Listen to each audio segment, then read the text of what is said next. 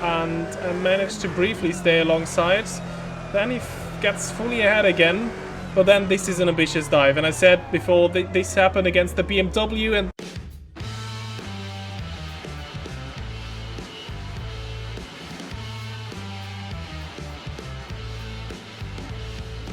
welcome back to our 2019 IMSA Sports Car Championship season in Automobilista 2, where today it is time for our first sprint race of the season, which actually is the shortest race of the entire season. Only 1 hour and 40 minutes in real life, and only 30 minutes for us here today. The streets of Long Beach await, and finally there is not a single cloud in the sky. No rain, and no threat of rain either for the entire race's distance, and even though the showers of Florida have done as well, it will be a nice change of pace to not have to worry about weather today. One thing we have to worry about though are the walls, as they are very, very close here, given that this is a street circuit, the only one of its kind we'll see this season. Also, we are running with a reduced field today, as it was in real life, as only the DPI and the GTLM classes are competing here. We aim for yet another podium after 2 wins in a row, to further strengthen our championship ambitions in the GTLM class. And the starting grid for our class is on your screen right now. Again, we take over the grid position of the number 67 Ford, as Aston Martin is replacing them in our alternate universe here, which is only 6th today, so this could be quite the challenges. Even though Long Beach is not one of those street tracks where overtaking is impossible, it is still quite the challenge. So now, without further ado, let's go racing at sunny Long Beach. Well, and here we are then, rolling towards the final corner, after which our race will start here. Only P6, it gets very tight here. Oh, and it goes green at a very unfortunate spot for us, as we immediately drop down a position and we fall behind Conor De Filippi in one of the 2 BMWs. And even worse, John Edwards is attacking us, and he's passed as well. So approaching the braking zone for the first corner, we are last in class, last overall. But then into turn 1 we are late on the brakes, and at least we take that 1 position back and are in 7th. Now against De Filippi we try to find a bit of room here, which we do not get. And then very ambitious dive down the inside there, but this is never going to work. I don't know why I tried it. It has actually compromised our exit on towards a bit of track where you could in theory overtake. We're too far back now, but if we get a good exit out of that next right-hander that's coming up, this is one of the better overtaking spots. We are close, but I don't think we're close enough. Or maybe are we? It would be a hell of a dive. BMW is defending the inside, so we go towards the outside where there is a lot of space, and that one then first turns the inside for that left-hand kink over the parking lot, but then the final hairpin, the right-hander, yeah, we're not close enough. We make a bit of contact, and then we have to stay behind and are even under attack from Edwards behind us. So we need to be careful back into turn 1. He's having a look down our inside, but yeah, nothing really coming of it. So we are 7th after 1 lap of racing. And well, for this episode I want to try something different. I will now shut up in a minute and let you watch the race without me talking over it too much, and fully unedited, except for replays if necessary. But yeah, today for the first time you will see the whole race distance, so let me know in the comments down below how you like it, and if I should also do that for longer races.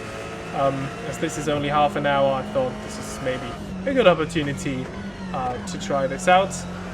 I will talk shortly maybe if something happens that I think needs discussion, but apart from that I will just let you watch this race here.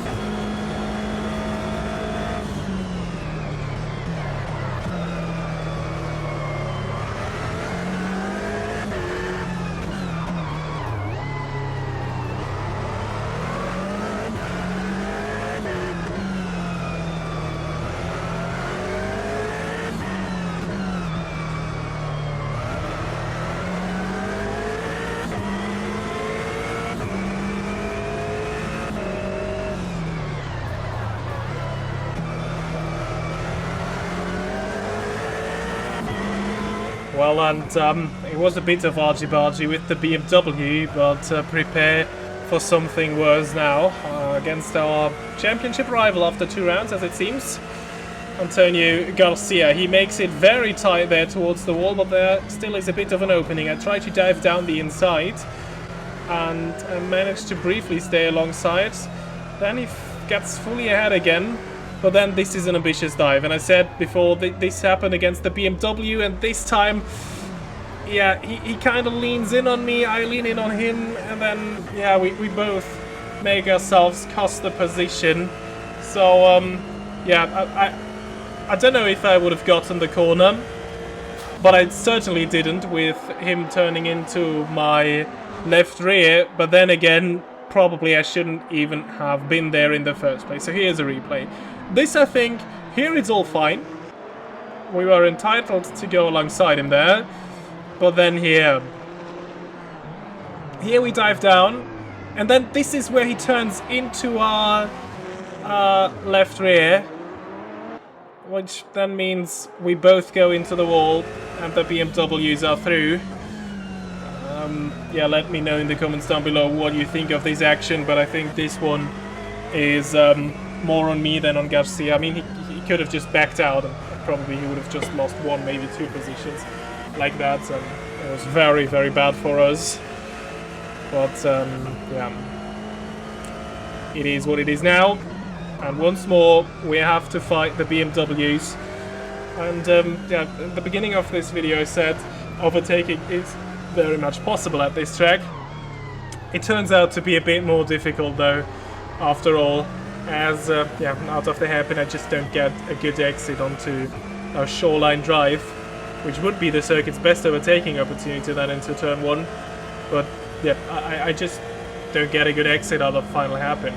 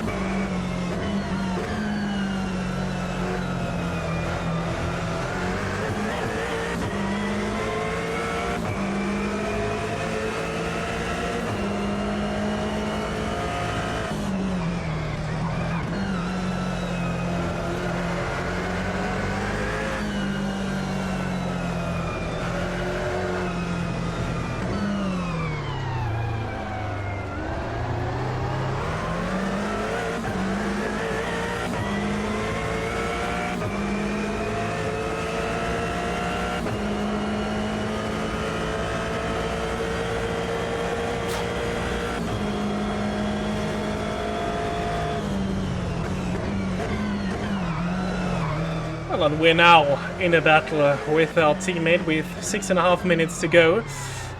Something that I realized very late in this race, around now, a couple of laps later maybe, is that I'm a bit short on fuel and I should save some. But it's so tantalizing with these guys ahead of me now that I don't really save fuel right now and instead try to go for a move as I almost lose the car there.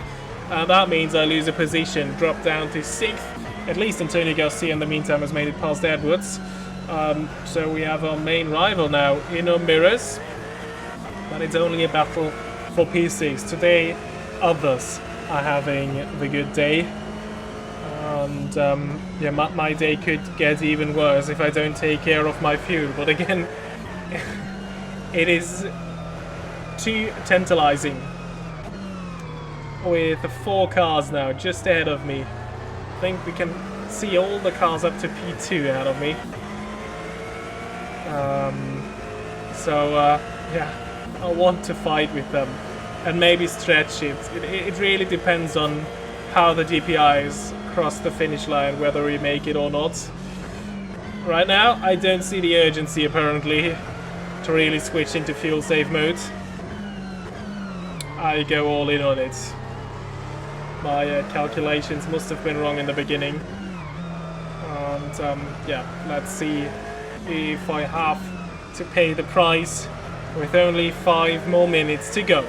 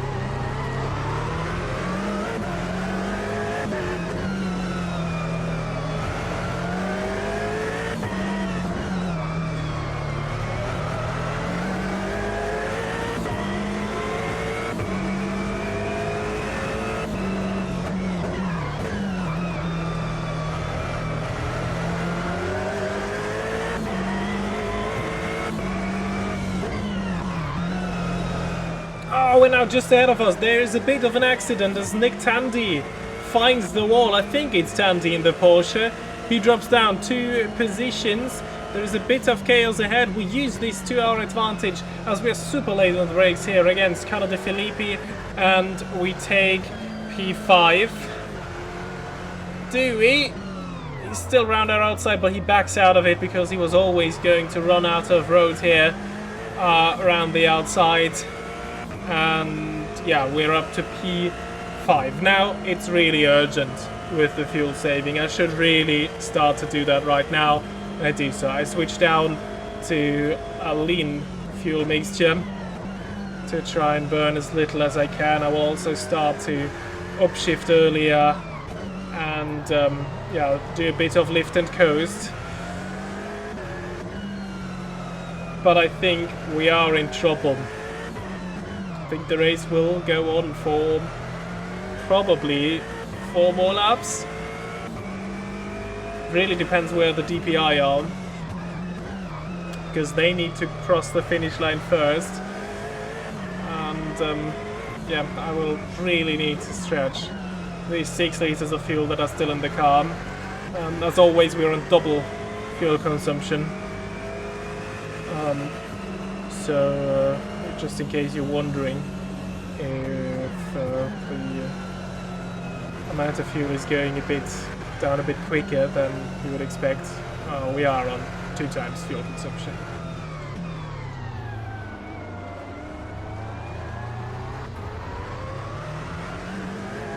And I think now the reality sets in that this was the race leader that just lapped us. Now the issue is there will be 2 more laps, but I only have 1 more lap of fuel in the car. So now it's really time to slow down and to hold these guys up behind us as well and try to keep them behind. On the main straights, on Shoreline Drive, I need to take it onto the throttle and take it as quick as I can. Not the time to save fuel there, but on all the other parts of the circuit. We are in the last minute of this race, but Peter Rani, the race leader who just lapped us, he will definitely finish this lap before the clock runs out, and then the trouble is immense. Still, I'm still watching on my mirrors as I make a bit of contact with the wall there.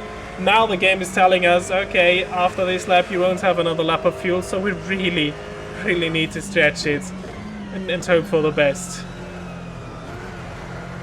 The only good thing is that Garcia is only down in 6th at the moment, so at least he's not winning it. Oh, and now De Filippi down his inside into the hairpin, compromising both of their exits, so maybe there is a chance this time around that we stay, but look at that, we're below 2 liters. It's not going to work out now. It surely isn't. Very early off the power. Lift and coast to the max. Here they won't find a way by anyway, so you can really keep it slow. But I don't see how this is working. I completely got this wrong. Absolutely miscalculated. Half a litre. Some more lap traffic going by. And then... Oh, we pinched someone! Oh no! Yeah, that now definitely is the race over. We are last in class anyway. And yeah, we wouldn't have made it to the finish line either. Even though it was only 4 more corners, there's a long straight in between. It wouldn't have worked out. So we have to retire the car here. But let's still see a replay of what's happened there, because I absolutely was not aware, as you could probably tell, that there was a car alongside us. So here we are. This is the DPI Ligier that's going through. And then... it's that Cadillac. It's the Cadillac of who is that? Renger van der Zande, I think? The number 01. Yeah, here we go. I didn't realize that he was there. I only watched Garcia and he was on our inside. And then, yeah, he tried to find a way around our outside, and then, yeah, just ran him towards the road. No way he could go. And, yeah, then I took myself out with that. So let's still look at the full race results. Pippo Durrani wins for Willen Engineering Racing in his Cadillac, but a very good day for the Tequila Patron ESM Ligier DPIs, as Van Overbeek in the number 22 finishes second. Season best for the Ligier in that class. Van der Zande, who won the opening 2 races in that class, he finishes and completes the podium. So, yeah, very happy we didn't cost him that with that last lap incident. Then in the GTLM class, that starts from P11 downwards, it's Lawrence Fanto who wins the first race for the Porsche GT team ahead of Oliver Gavin and Ross Gunn, so we're lucky that it's that Corvette in P2 and not the other of Garcia. And then, well, a very short second page of the results, as there's only Edwards and ourselves 2 laps down. And then, of course, let's also look what that means for the championship standings in these 2 classes. Renger van der Zande still in the lead, but only 5 points now ahead of the Brazilian in P2. Earl Bamba is then in third, a bit further down, but Johannes van Overbeek with that P2 result, he moves up a position and is now 4th in the standings. And then no need to look at LMP2 or GTD, we jump straight to GTLM, where we're still in the lead of the championship, but only 3 points now ahead of Antonio Garcia, who gains a couple of points on us. And then, of course, Oliver Gavin does as well with his second place finish. He is in third also on 90 points, and then Ross Gann and Lawrence Vantor also pretty close to us. Only then there is a bigger gap to Nick Tandy and the two BMWs. So this is shaping up to be a very interesting championship in the remaining 6 races to go. And that has been it with round 3 of our IMSA Championship IMSA Sports Car Championship 2019. Need to be exact here. A lot of championships under the IMSA umbrella. The next race will be the 6 hours of Watkins Glen in upstate New York and under Endurance Classic. So subscribe to not miss that. Leave a like if you did enjoy this video, and I hope to see you all the next time. Until then, goodbye.